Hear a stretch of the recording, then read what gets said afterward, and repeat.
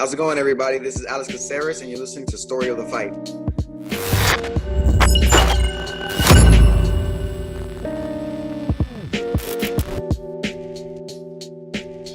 Thank you, Alex Caceres, for leading us in to another week of Story of the Fight. Some fun fights last night again, Will. Dude, what a card, man. What a card. Dagestan should be proud. Yeah. Yeah, you know who Khabib is. You see him? See how happy he was? Oh, yeah. You know, I saw something saying that he's undefeated as a coach. So, undefeated as a fighter, undefeated as a coach. That guy's just all about winning. Yeah, and he says that, like, he cares way more about fights that he's coaching than he did when he was actually fighting in them. I mean, there's got to be a sense of pride, right? When you're working with somebody for so long and you see their successes start coming in. I mean, I could totally see that.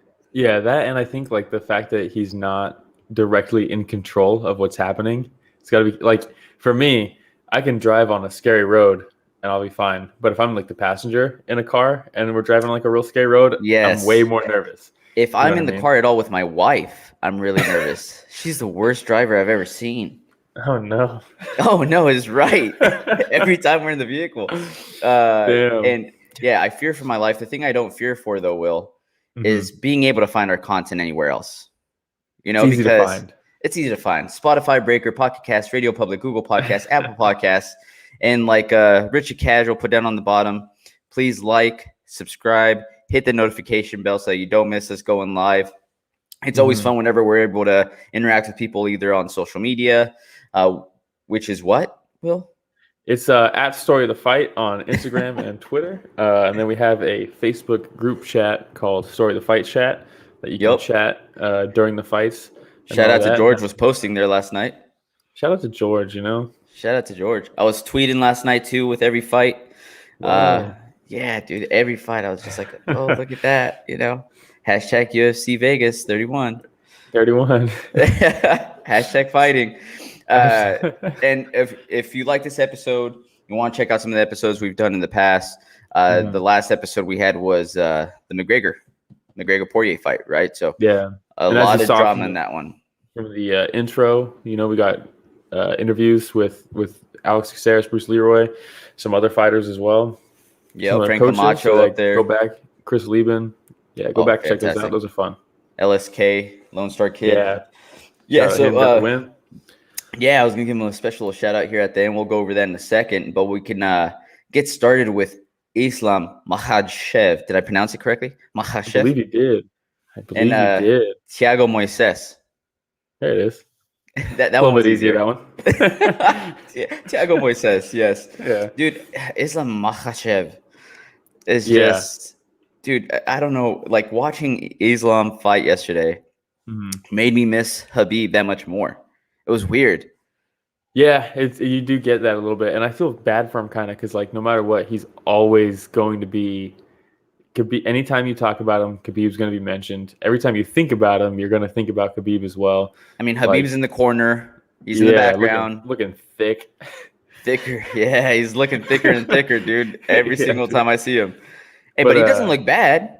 No, he looks fine. Yeah, I'm not saying – hey, there's thick and then there's fat. There's like Javier Mendez thick, and then there's Khabib thick. There's two different kinds of thick. You know what I mean? Definitely. Shout out Javier Mendez. Him back there too. But yeah, man, he's got such big shoes to fill, and man, he's got to have so much pressure on him. I wonder how that feels. I mean, Khabib telling him that he's late, like, hey, like, you're supposed to be champ already, like, you're late, like, goddamn, dude. And then the lead up, you see, like, him showing his village, and he wants to rebuild the village with his success in the UFC because his ancestors grew up there, and he wants people to live there again. It's just, dude, there's so much more riding on this guy's shoulders than just the fight in front of him, you know? Yeah. I mean, it's interesting to watch because it doesn't look like it faces him whatsoever. It doesn't look like very much faces him at all. No. The only thing I think phased him was the fact that he needed the translator in his last fight after the fact because, dude, his English is like so much better now. He's so like his charisma's coming through. But he only needs to know so many things. Like, I'm gonna smash him. No, it's different. He has way more charisma than like Khabib did. You know, Like, dude, When his he asked post-fight him, interview with he's like, Felder. you tell me Yeah. why nobody wants to fight me. Yeah, dude. It's Like, so good. yeah, you see that, and that's something that Habib tried to instill. There's a video of Habib talking to Zabit, and he's telling him, like, dude, work on your English, because, like, just a little bit goes a long way in, like, promoting yourself and, like, becoming mainstream and all that stuff. And, like, man, you could tell that he was frustrated with the translations in his last fight. So it's interesting to see him. You could tell he's working on his English. It's coming through, you know? And he's working on his striking. Holy shit, yeah. Dude, every So time technical. Thiago would clinch him up against the cage, well, first his boxing looks better, but then he also had that Muay Thai clinch that looked like it was cinched in there, man. It was so hard for Moises to actually get out of that. Yeah, yeah. And it's, I think, too, like, the threat of all his, like, sambo trips, like, allows him to really learn it. Wow, come on, Rich, just right on it. Fantastic. But, yeah, man, it's like I see people already being like, oh, he still doesn't look as dominant as Khabib. It's like, bro, he doesn't need to, 8-fight win streak. He doesn't need to look as dominant. He can have a different style. He doesn't have to be a mirror of Khabib, Yep.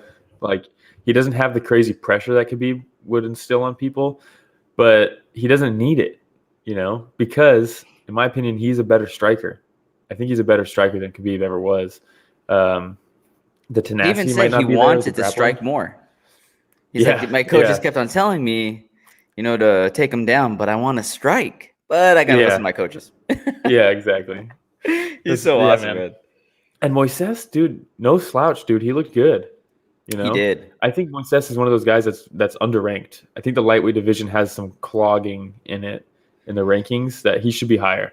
One of the things I was impressed with Moises, which I don't know if anybody else really picked up, but was just his ability to get back into guard or to get his Makhachev into his guard, because not too many people, once Makhachev is in your half guard or he's in side control, will be able to get back into a position like guard. So, oh man. Yeah. Man, so, the most impressive thing about this fight for me, Moises is really good on the ground, right? Yep. The leg lock attempt, him replacing guard, all that stuff. He took down Makhachev, and I don't know, it must have been 10 seconds from taking him down that Islam was already on his back. Like, it was insane. Like, he got taken down, replaced his guard, swept him, and then took his back. And I was just like, holy shit, man, he's good. And Moises is no slouch on the ground, dude. The fact that he was able to transition like that, so impressive. I love watching some of those grappling exchanges. That's what I was like really, really hoping to see a lot more of. This fight, when they announced it, kind of reminded me. It made me think that it was going to be similar to his fight with Arman Saryukin. Oh, okay, yeah. Who also I think is severely underranked. But it's just, dude, that lightweight from 10 under is just so stacked right now, man. Like, yeah. It's time, let's get him in there. So this picture that Rich just put up is of Makhachev just sinking in that rear naked choke. And when I saw this image, the Hello Darkness, my old friend song, just started playing in the background in my head. A slow zoom in on Moisés' face. Dude, I felt so bad, but he put up a good fight though. Yeah, definitely. I mean, dude, the two significant things, he took Islam down. He threatened with a legit leg lock at the end of that round that literally stopped him in his tracks. He was like, oh shit, I got to take this At that serious. point, I even saw Islam look over at the corner. Yeah, he was like, what do I do here? Yeah. Like, he was in trouble. It wasn't. He was. I mean, he wasn't close to tapping or anything like that, but it stopped him dead in his tracks. And even when Islam picked up Moises, the way he's protecting, and he was going to slam him, and he protected the slam and almost fell straight into a triangle choke. Yeah. And I was like, man, that was slick by Moises. Even though he got slammed, like, that was slick. Yeah, and on top of that, when he did replace guard, I think it was the first round, and he landed those elbows to the top of Islam's head, and then at the end of the round, Islam gets up and he's like, God damn, he like looks at his hand, he's like, am I bleeding? Like, that was like, dude, he's slick, man. He's very crafty. I think there's a big future for Moises. Big future for Moises. Big future for Makhachev. Man, taking a look right now, we're talking to our buddy Sansan from Upgrade Management yesterday. And, we're just talking about Makhachev and who he should be fighting next. He pointed out maybe Conor McGregor versus Makhachev fight. I don't think the UFC would want to do that because that's their cash cow, and that would absolutely kill the cash cow. He needs someone higher ranked than Conor. What about like a Tony Ferguson? Tony Ferguson. Well, the fight that never happened, Khabib versus Ferguson, and then Khabib's like, let me send my soldier. Yeah, he called out RDA, Ferguson, Chandler. Which I like that 6, one. 5, and 4. Right. All those are great call outs. Dana wants him to fight Dariush, who's number 3. Dana does? Also, yeah. Oh, I like that one too. Which, yeah, Dariush. When Dana says that, all respect to Dariush, I'm a major fan of his. But in my opinion, that's probably Dana saying, look, if Islam can get past Dariush, which he probably thinks he will, he's now in the top 3. Catapulted. If he goes against someone like Chandler or RDA, I think it's a little bit tougher of a fight. Islam doesn't think so. They asked him about Dariush, and he was like, I think that's a big step up, and that's probably the toughest matchup out of all those names.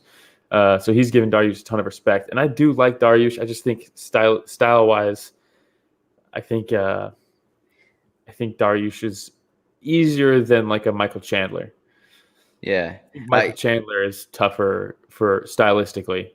Dariush, I think we all forget because he's been getting some nice knockouts recently, but he's a legit black belt. Yeah, like world champion black belt. But still, so is Moisés.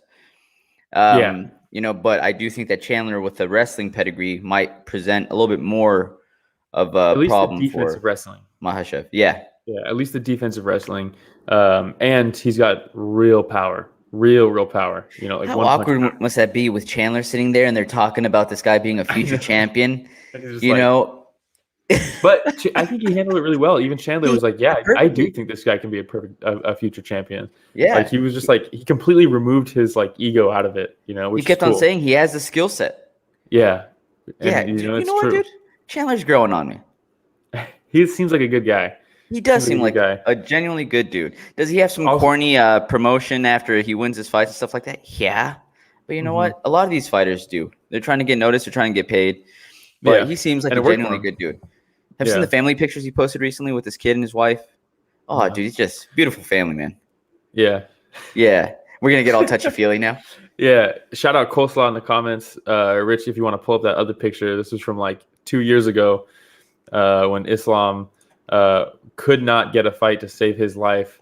Coleslaw ran into him at a Ross in San Jose and said that I was all squished. No, but is that Hasbullah on the left side?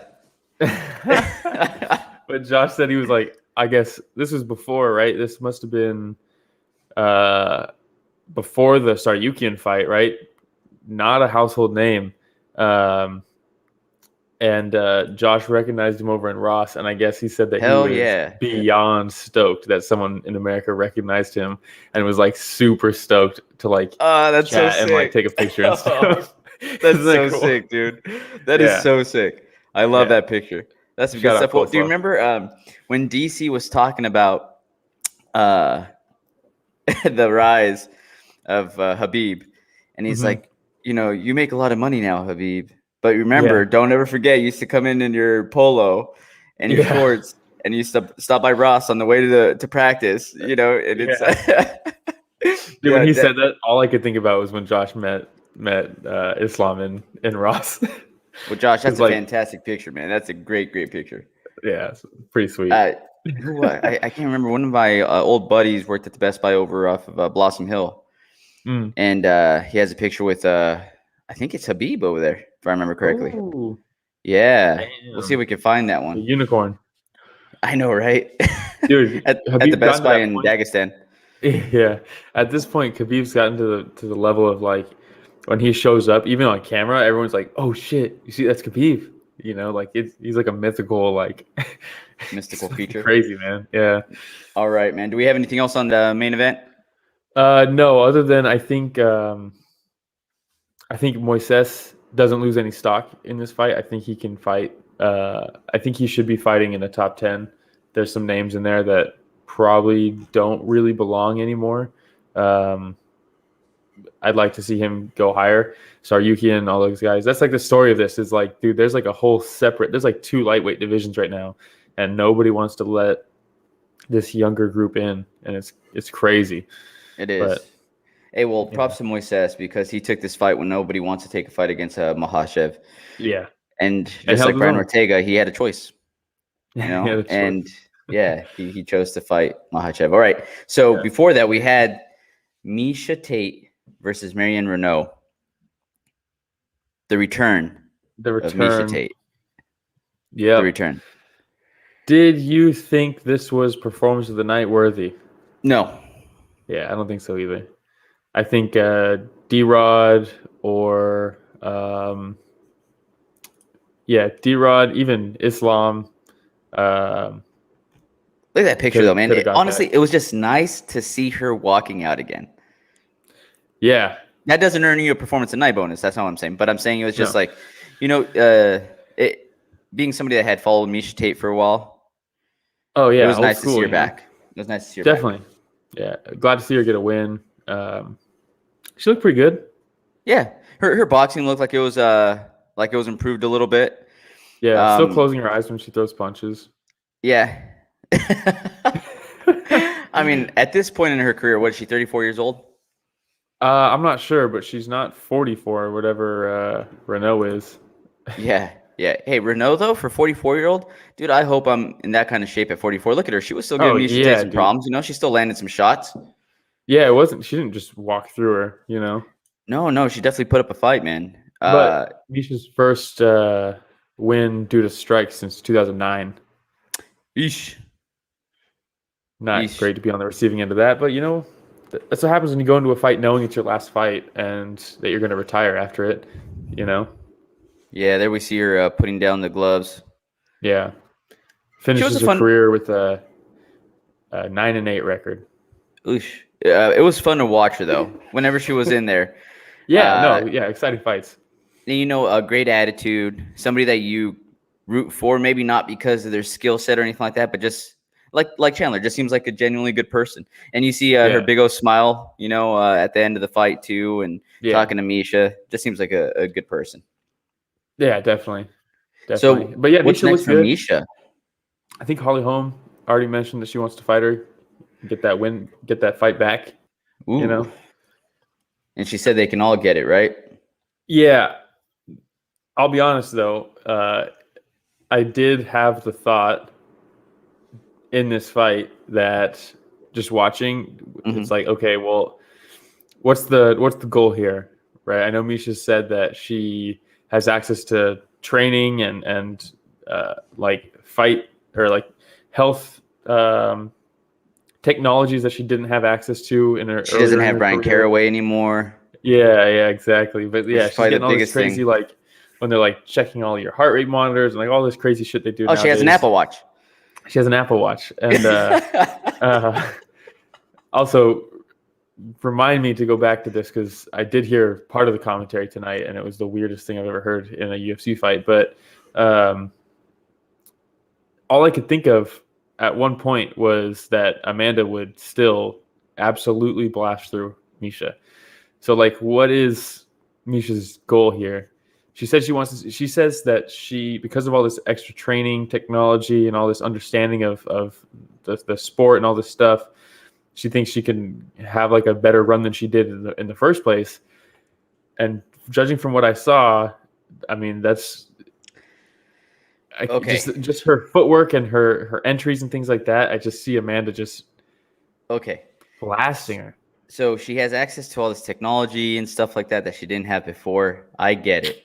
And then, how dare you? What are you trying to say? Dude, she looks more ripped than she did before kids in her physical prime. Yeah, dude's had mom power. After 5 years off and no drug testing, power, dude. All of a sudden she looks all. Oh, as John Anik said, still nursing. Kind of the weirdest thing to bring up in a fight.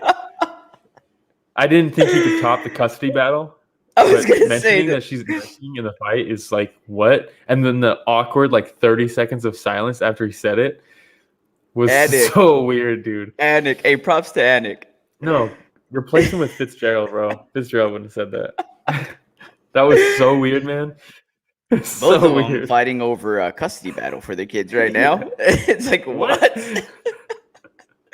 But yeah, I mean, with At Miesha least he's not Tate, talking she about has. their kids, dude. Jesus Christ. I mean, he's getting there. Maybe a few fights from now. No, he did. But, This was the time. He did. oh, I guess, yeah.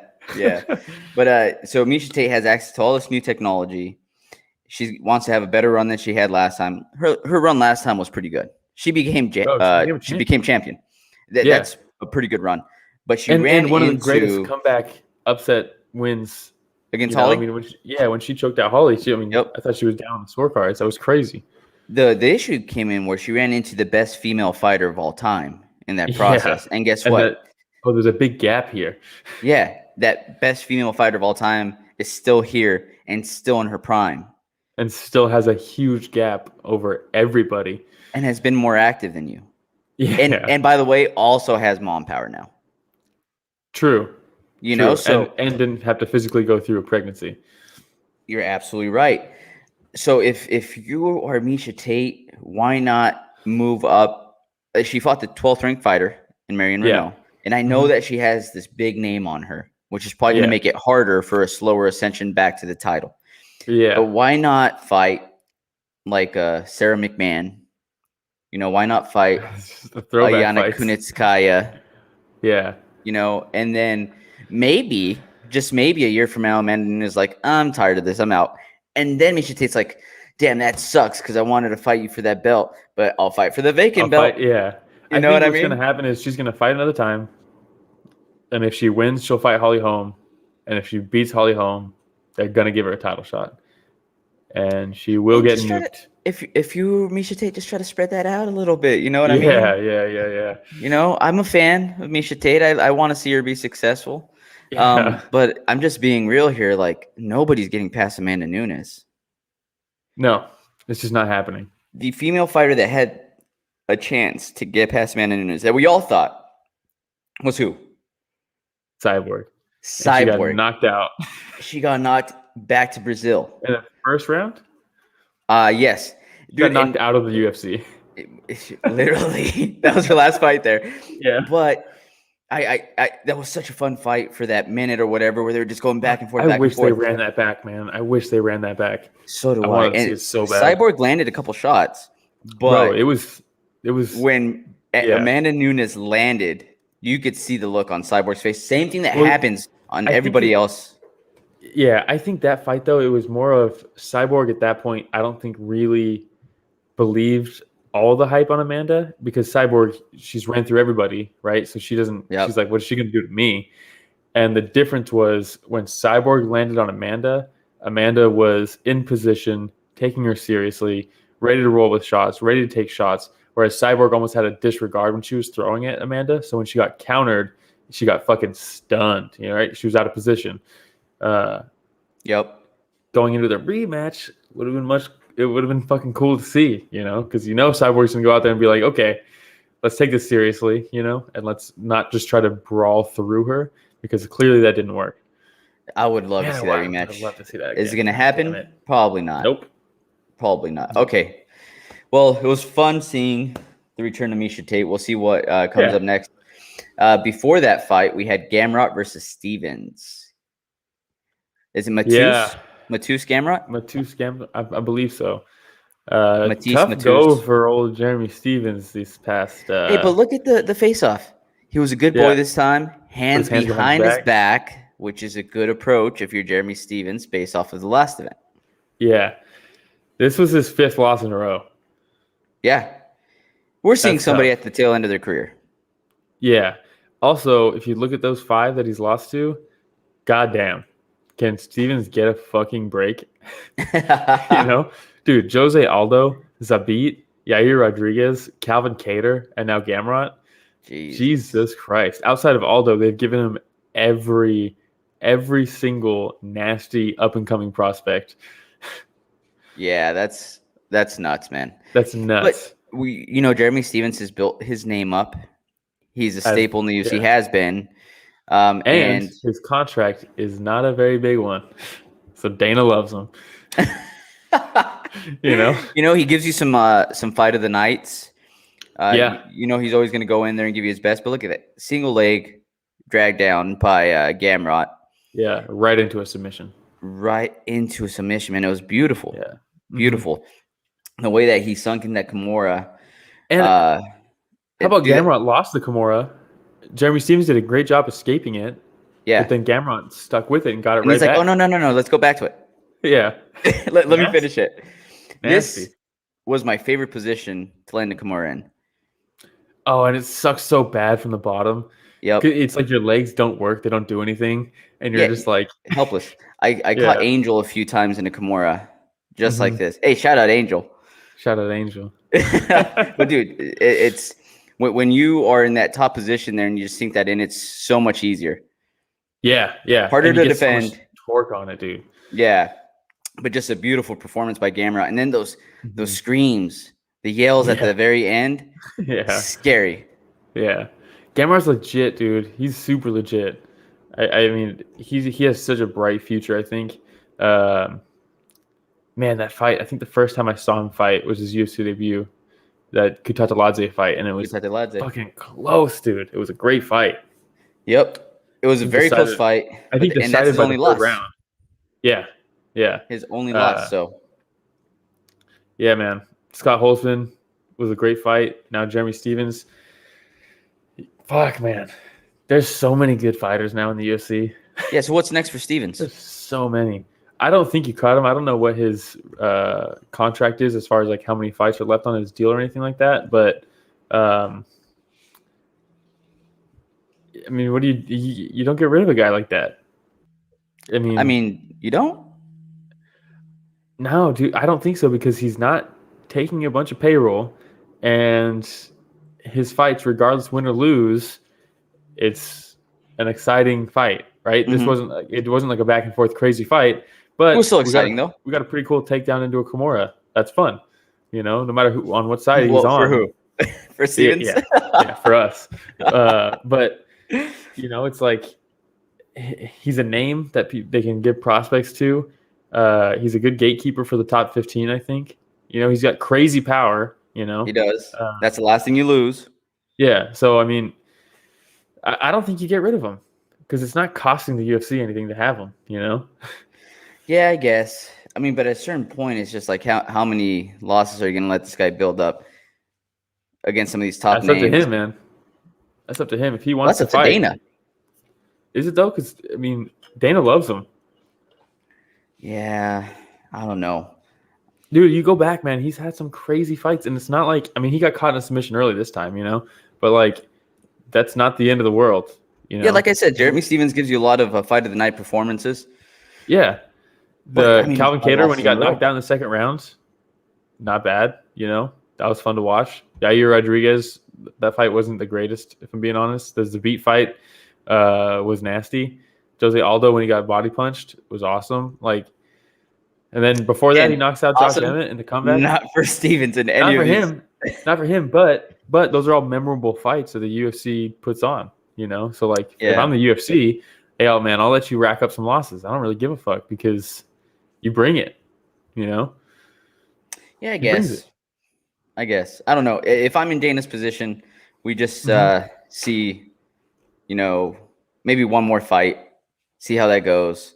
And if he loses that next fight, I mean, at a certain point, you just got to have a certain level of, I don't know what you could say, like talent, I guess, or no, yeah, true. You don't want, but but you want it to be competitive. You don't want someone in there who's not gonna, As but, Spogan and Matt Lindsay would say, like jobbers, as they call him in the wrestling world. Like, is he going to turn into a jobber or? Yeah, I mean, I don't know, but I mean. He was 4 losses in a row coming into this fight, yet he's still in the main card, True. For a reason. I don't want anybody to think I don't like Jeremy Stevens because he's always been a fun fighter to watch, an exciting fighter to watch. What if I bring it like this? Were you excited to watch this fight? I wouldn't say I was like circling this as like this is one of the fights that I like really want to watch. You know what I mean? I 'Cause was. I figured like I saw that. You know what? I was excited to watch Gamrot. Yeah. He was more the reason I was excited to watch this fight, not because Stevens was on there. 100%. But for me, it's like when you put someone like Gamrot against Jeremy Stevens, I think, okay, he's fighting a guy who's going to bring it, who's going to force the best performance out of Gamrot. That's what Jeremy Stevens brings right now. Like when Calvin Kattar knocked him out, that happened because Jeremy Stevens is not a tentative fighter who's trying to coast and stay on the outside and all this stuff, right? He's not point fighting or anything like that. He's not just looking for control. He's going to bring it, so you have to bring it too. If he's the one that's wilting when he brings it, that makes me like excited to watch his fights, you know? Because I want to see someone like Gamrot come out and get forced to bring it. And that's what Jeremy Stevens does.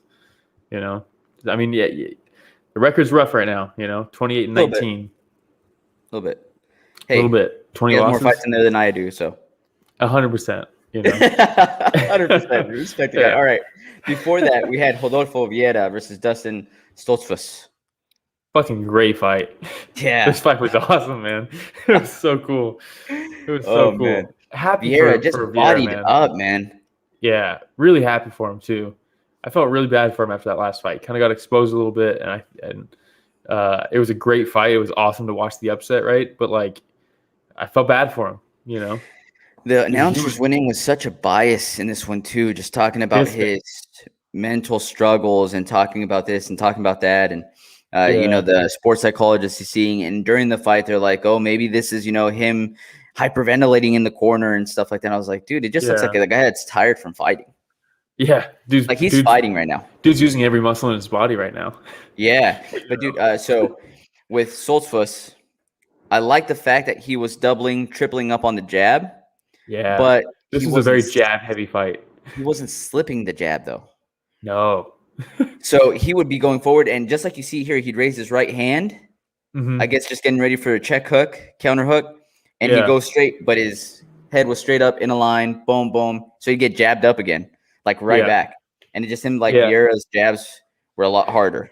Vieira, you can tell he's got some there power. it is. There it is. Vieira has power, man, and his hands looked really good. That's not something I expected out of him in this fight. His stand-up looked good, and it didn't just look like stand-up that looked good because the opponent was afraid of the takedown. It looked good, you know? It's not like he was getting away with sloppy stuff because the guy was scared of getting taken down. His technique looked really, really good. His timing looked great. I mean, the takedowns and setting up the takedowns too. Did you hear what he said about his fighting mentality and stuff like that? What? He would gas out going for takedowns so hard because he was terrified of fighting, and that he knew if I take someone down, they're in my world, and I can't get hit and all this stuff. But he said that he would be frantically going for takedowns because he was terrified to fight, and he's like, I have no idea how I got to 7-0. I was completely terrified. So honest, and I love that. I love that. Yeah, and he seems like such a good dude after the stoppage, man. Like the respect that he showed him was like, you notice how he didn't shove him off. Yeah, like he just chilled there, and he was like still celebrating, but Stoltzfus was still on his leg, and he celebrated a little bit. Then he even leans over, like, dude, you okay? Like taps on him, you know. And then even Stoltzfus, like at the end, went up to him. He's like, "Dude, your striking has gone a lot better." He told him. I was not expecting that. That's so cool, man. That's so cool. But it was one of a the fun fight to watch. Transitions I've ever seen.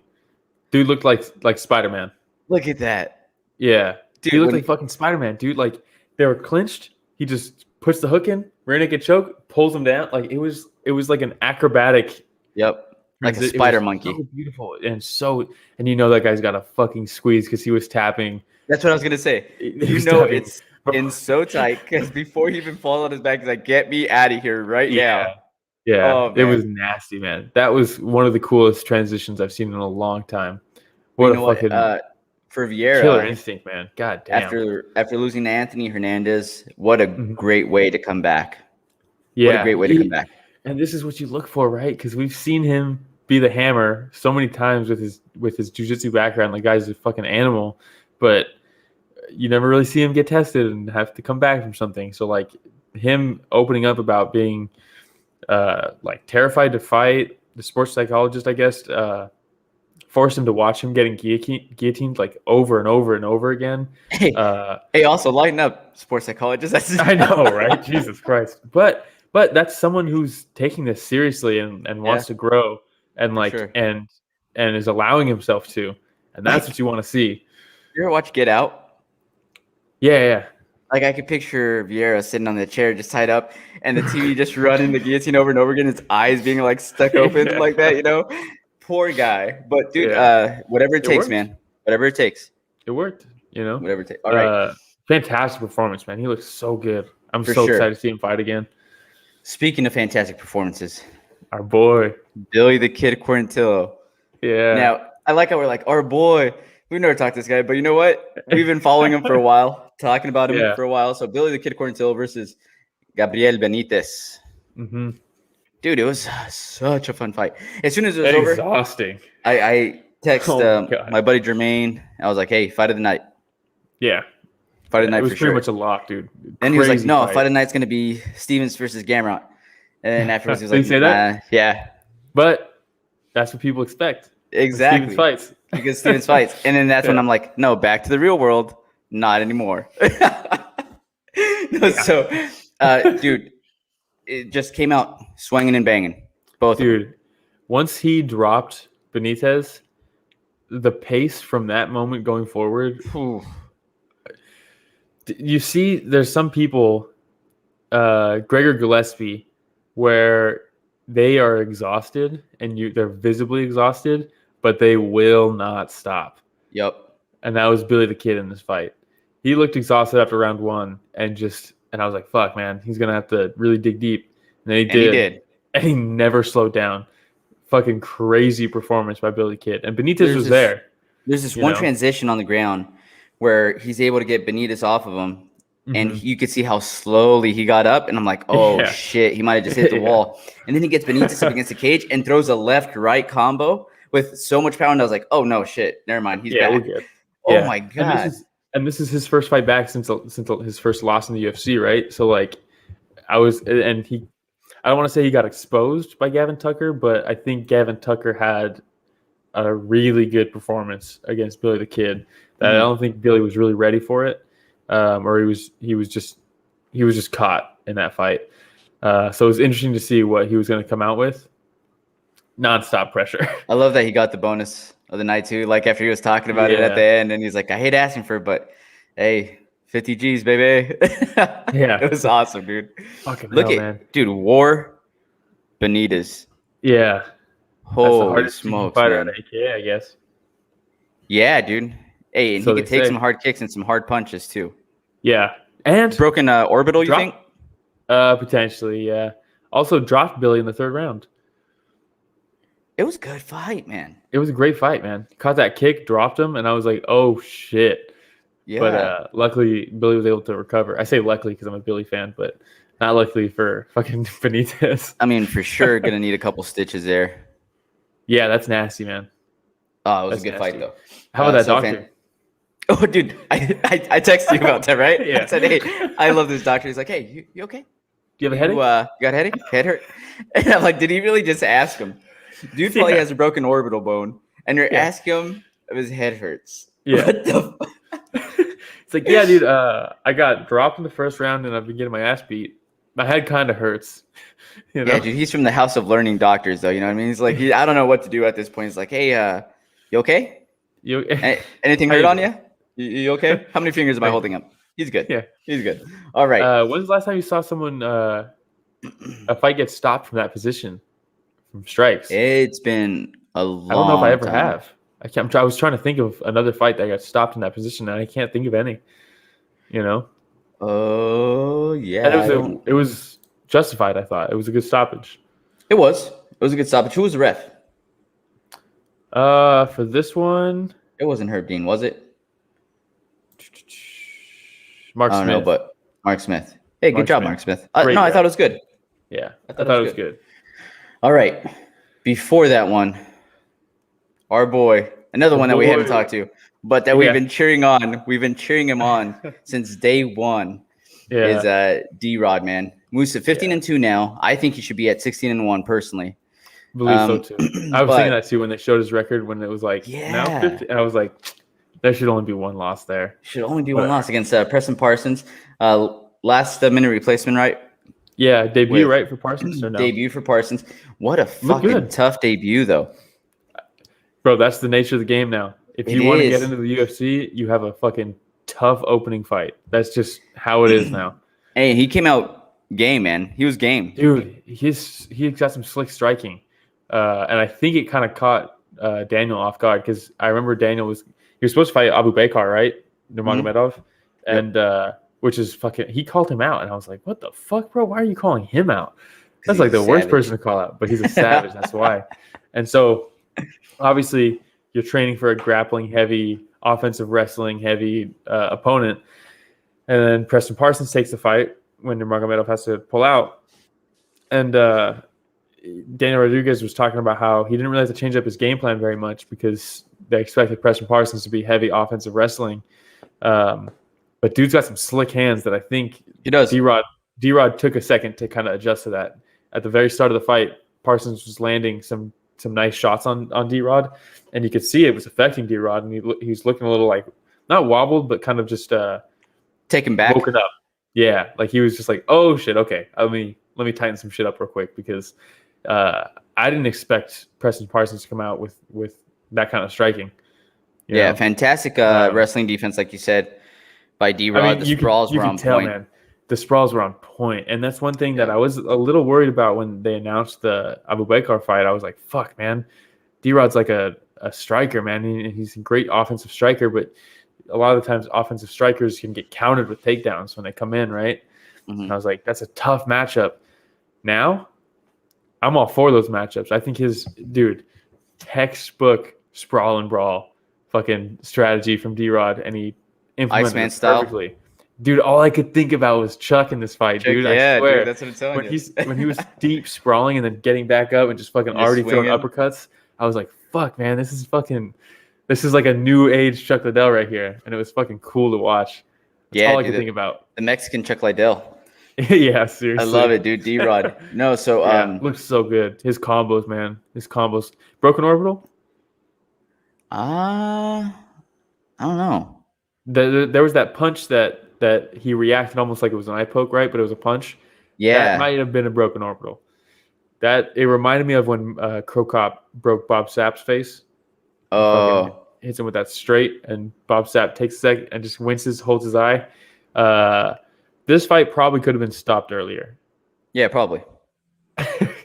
I think I haven't seen if they've done the medical suspensions or anything like that. I wouldn't be surprised if there was some eye socket damage.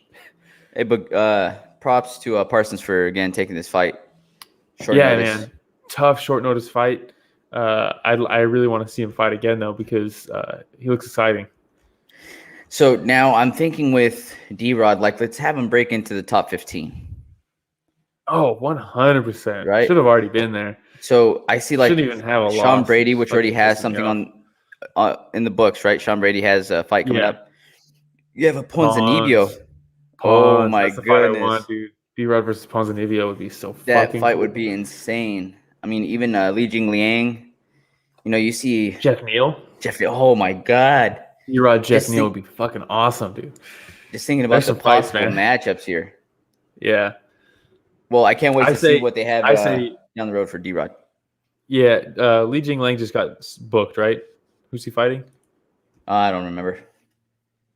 No say. Let me find out. But Ponzinibbio, I know, just finished up a fight. Doesn't have anything booked yet. Doesn't look like D-Rod took too much damage. He was posting some stuff last night, already partying it up with family and friends after the victory, as he should. As he should. That's how it goes. Yeah, but he didn't even look like he was in a fight. No, he didn't. You know, and he did eat shots, but he took them well. He was one of the more active fighters last year. I mean, he has an opportunity to be one of the more active fighters this year. Yeah, Li Jingliang is fighting Khamzat Chimaev. Okay. God, that's a good fight too. Yeah, but if I'm D-Rod, man, I'm pulling for Ponzinibbio or Jeff Neal. Those are the two, man. Those are the two fights. Yeah, and if you're able to get Jeff Neal versus D-Rod, and he beats Jeff Neal, it's off to the races, dude. Then it's you're like top 10. Then you just You're go top 10, bro. straight to Vicente Luque.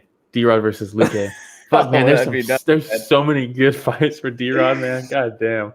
Yeah, well, I can't wait to see what's coming up down the road for D-Rod. So yeah, look fantastic. Look great.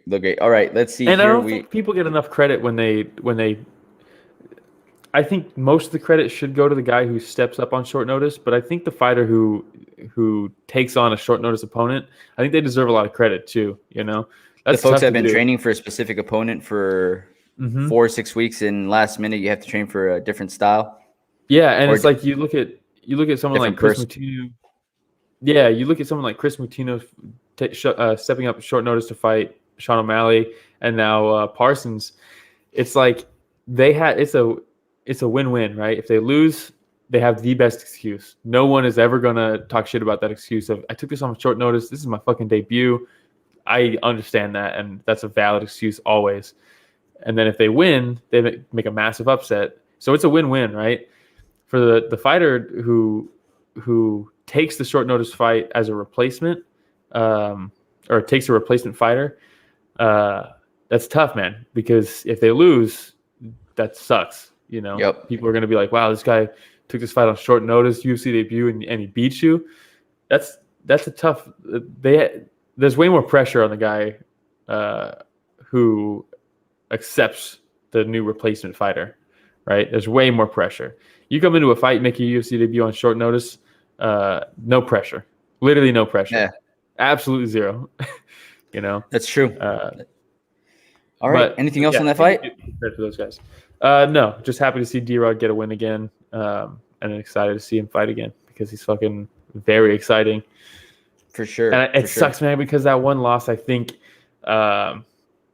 is an unnecessary speed bump on his trajectory. You know, it sucks because if he hadn't have lost that fight, I think we'd already be seeing him rise up through the rankings. Yeah. Yeah. It's going to happen, though. After this fight, it has to be. Oh, yeah. It was just a great performance. And if you're Dana, it's like, dude, this guy is fucking exciting every single time. Like, why wouldn't I want this guy in the top 10, you know? Very true. Hey, preaching to the choir, my man. Yeah. All right, before that, we had Amanda Lemos. Amanda Lemos versus Conejo. Montserrat Ruiz. Yeah, this is the one that they should have given the performance bonus that Miesha got right here. Goddamn. How many first-round sub-40-second knockouts do you see in women's MMA? It doesn't happen too often. No, it does not. At all. What a fucking combo. Yeah. Dude, it was money. Landed flush. As her feet were already off the ground falling, she ate like 2 more shots. Fucking crazy, dude. What do you think about the stoppage? I think it was a fine stoppage. I think it looked bad because Conejo got right back up, right? But she ate a nasty hammer fist on the ground, and she was out on her feet before she even hit the ground. Okay. I know a lot of people were I'm on the other side. Really? You think it was short? I think it was a little short. It was a little short. Because I do think Conejo was stunned, without a doubt. The hammer fist, I think, landed, but it wasn't a devastating hammer fist shot, right? And then you see how quickly she bounced up. Now, I'm not, you know me, I'm all about the refs protecting the fighters. Yeah. But, you know, it would have been nice to see if Conejo would have been able to either try to get Lemos in her guard or just to see what kind of defense she had after that, because he was already running in as she was starting to come down with the hammer fist that didn't land flush. True. The reason I think it wasn't that bad is, number one, right? I think she was out on her feet before she. Hey, you know who thought it was bad? You know who thought it? Look at the way she's looking at Tanyoni. I think rewatching it, when she did get back up, she immediately wobbled over with her back to the fence to the other side of the cage while the ref is waving her off, and she doesn't even know what's happening. I think she was gone. You know? Yeah. She was still ready to fight when Lemos was running around the cage celebrating, and she literally shuffled her way over across the cage to put her back against the cage when the fight was over. She was nowhere, you know? Maybe I'm just taking into consideration too much that she's a wrestler. And when it comes to like wrestlers and jiu-jitsu practitioners, usually I say give them a little bit more of an opportunity, because I feel like they tend to find a way. They grab onto something, they grab onto a limb, they try to, so they're able to survive a little bit longer. And I don't know if you remember her first fight, Will, in the UFC, where I said it's probably the worst performance I've seen from a Mexican fighter ever. And that was followed up by this. Did you spit at her? Huh? Allegedly, she like spit at her. Yeah.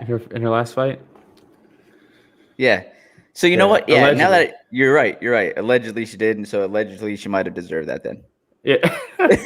Yeah. I don't know. I think the way she got up and her body language after the fight, I think that justified the stoppage for me a little bit more, just because it was like clearly she didn't know what was going on. Hey, Ray, can you put it on that last picture again? The way that.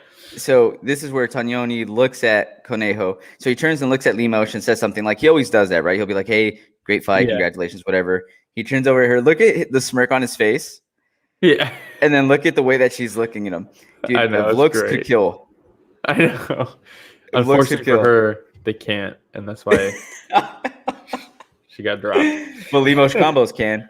All right. Yeah. God damn, they can, man. Quick hands. Great footwork too.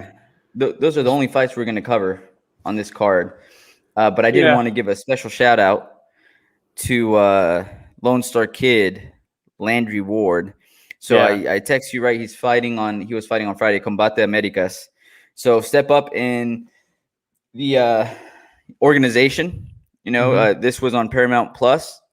And a couple things that really stuck out. Landry Ward is a real deal, man. I've said it before, and I'll say it again. Sky's the limit for this guy. His footwork was fantastic. He kind of reminded me a little bit of Dominic Cruz, where he would like in his movement, switch stance, in, out, feint, switch stance. Really great head movement, crisp striking. Where Reles was coming in with some big shots, man, like big hooks, but everything that Landry was throwing was straight down the pipe and connecting on Reles. And that's what we've seen already, right? Like his striking is so just like piston down, like right down the middle. Like, you better be ready to slip some shit. Reles wasn't. Because he was like, man, here we go, ready to swing and bang, and this guy's gonna be right in front of me. I'm gonna be right in front of him, phone booth. And then Landry was like, no, I got footwork. Let me show you. I'm in and I'm out. And the other thing I noticed is that Juliana Pena cannot pronounce Landry correctly, as she continued calling him Laundry. The entire time. She goes, wow, Laundry Ward in and out so quickly. Laundry Ward from Texas. These Texas boys come to fight. Laundry Ward, very impressive tonight. I'm like, hey, somebody let her know right now that it's Landry Ward, or just call him LSK. I would still rather that than bring up the fact that a fighter is still nursing while they're fighting. Juliana Pena outperformed John Anik. Yeah, definitely. Definitely. No, but great performance from Landry Ward. Moves him over to 4-0. Again, an SOF alum. So, Will. Yeah. History shows that if you somehow are tied to the show somehow, you're probably going to get a W your next fight, right? We're waiting for Frank Camacho to fight again since the last time they interviewed him. But if I'm Vegas, I'm picking up on this. And Bruce Leroy, Frank Camacho are the favorites going in already. I don't even know who they're fighting next, but they're the favorites based off that. They have to be, right? Chris Leben won. Chris Leben won too. Kevin Holland won after we interviewed Derwin Lamb, right? Who was his coach at that time. Yep. Hey. Landry Ward wins. There's Landry Ward, LSK, you're welcome. Yeah. We had an interview lined up with D-Rod. Didn't end up happening. He wins. But he went, so just associated with the show that he way, shape, or form. You know what? We'll take credit for D-Rod too. Maybe it's just when you get the Zoom link. You get the Zoom link, and then you're ready to go. And you're good. You're good. Yeah. As soon as other fighters start picking up on that, we're going to have a line of fighters ready to get interviewed. Yeah. That's hilarious. All right, man. Well, that's all I got for this week. Do you have anything else? Yeah, a moment of silence for the card real quick. That's right. Moment of silence. Yeah, Ode Osborne was supposed to fight Amir Albazi. Would have been really cool to see. Don Madge versus Kutateladze. I feel like they've tried to make that fight like 10 times now. Billy the Kid was supposed to fight Herbert Burns. Didn't happen. Ends up getting an extra $50,000 because of it. So that's kind of cool. Deron Wynn was supposed to fight Phil Hawes. Would have been interesting. Obviously, D-Rod versus Abu Bakar would have been cool. Still got the win, so it's all good. But the big one is your boy Max Holloway versus Yair Rodriguez. Would have been fucking fun to watch. Yeah, it would have. And Holloway pulled out. I don't even know the last time, or if he ever has pulled out of a fight, other than when the unlike him doctors forced him. Hey, to. but let's be real. Let's be real. If he would have pulled out, you know who would have? Yeah. Yair Rodriguez would have pulled out for some reason, dude. Yeah. For some reason, the moons wouldn't have aligned, and he would have disappeared. Yeah. So next week, what we do have coming up, oh, dude, it's What a a fucking fucking banger. Yeah. Oh my god, The whole card, dude. Corey Sandman Sandhagen versus TJ EPO Dillashaw. Yeah. That the poster should be is so ridiculous, dude. The poster is ridiculous. Look at TJ's face on it. the smirk on his face. Yeah, so smuck.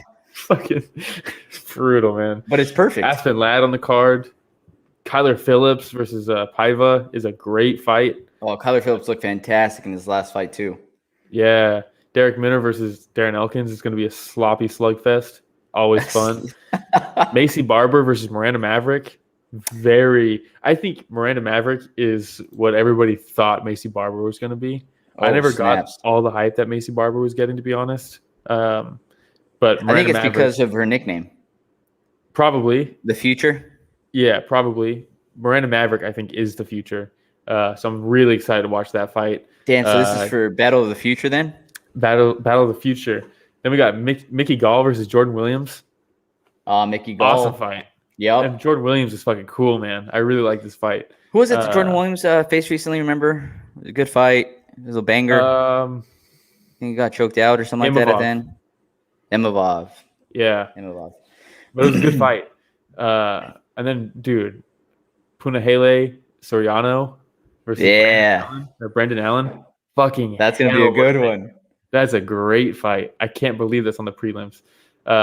Speaking of Imavov, on the card also fighting Ian Heinisch. Great fight. Chris Dawkins is on the card. It's a dude. Adrian Yanez versus Randy Costa. Adrian Yanez. Some of the slickest boxing in the UFC, I think, from Adrian Yanez. Yeah. Julio Arce versus Andre Ewell. Also a great fucking fight. I hope this fight, I really like Andre this Ewell. card starts a little earlier. Was Andre Ewell the one that Anik was talking about the custody battle with? It sounds familiar. It might be. I really like Andre Ewell. He's got an so maybe we'll get an update. Yeah, and he got custody. I hope he did. Or he might be like, he didn't get custody, and now his child support is this much a month, so hopefully he gets a bonus of the night. Like, come on, Anik. All right. Well, looking forward to next week. It's a fantastic card. Hopefully it's an earlier start time because there's 13 fights, so there's a lot of fights to go through. But we're going to learn a lot after this weekend with some. Oh, I lost you. Oh, it looks like it is 4 p.m. start time. Good. Good. I love it. Yeah, dude, I'm too old to be staying up till fucking midnight, to watch fights. Dude, I'm just too old for it. All right, man. Yeah. That's all I got this week. You got anything else, Will? Nope. Thanks for watching. Like, subscribe, all that jazz goes a long way. We're trying to grow. It's hard to grow, It is. By the way, Will, Richard Casual, happy 1-year anniversary. Whoa. Right? Look at that.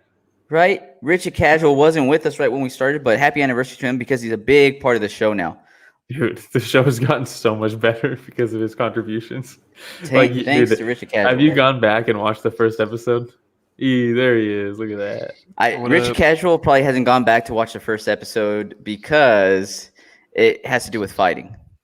So after the finals are still going on, and I wanted to say, are they? That one guy that had a sports psychologist that he was talking to, that's me for you guys. Y'all talk to me, and I'll get y'all to the next step. Okay, make sure you shout out. Make us sit there and watch the first episode of Story of the Fight over and over again, so we see what we're doing wrong. When are the finals over? There's potentially at least one more game. So that's it. Maybe 2, depending on if the Suns win. The Bucks closed it out last night. Are they at? It's past the playoffs now. This is like we're in the NBA finals. Yeah. Okay, it's like their Super Bowl or their World Series. Yeah, that's what the NBA Finals are. Hey man, It's the you equivalent. never know, dude. They got all kinds of crazy words for all these leagues. But if there's one more game, when would it be? The last game would be the day after tomorrow. So what you're saying is you will be free to watch the card this Saturday. Oh, I mean, I got. Well, so after that, we're reviewing Space Jam for the podcast. On Saturday? Possibly. We'll see. Oh, come on. All right. Well, Rich, thank you for your contribution. It's a great first card. That's all. It'd be a very good first card. Oh, and we love having you on Story of the Fight, man. Oh, a pleasure to be here. All right, everybody. Wrap it up. Thanks for listening to another week of Story of the Fight.